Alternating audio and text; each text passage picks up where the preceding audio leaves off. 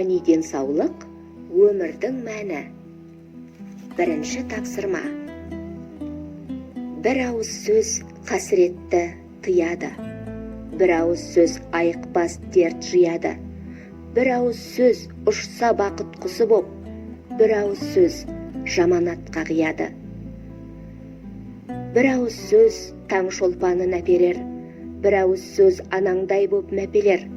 Бір ауыз сөз ұл туды деп қуантса, бір ауыз сөз әке өлімін әкелер.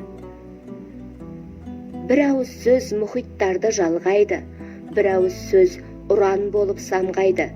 Бір ауыз сөз әлемге әйгеткізсе, бір ауыз сөз арсыз жандай алдайды.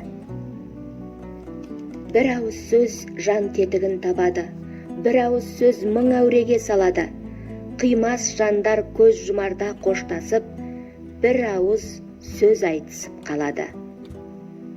Кәкімбек Салықов.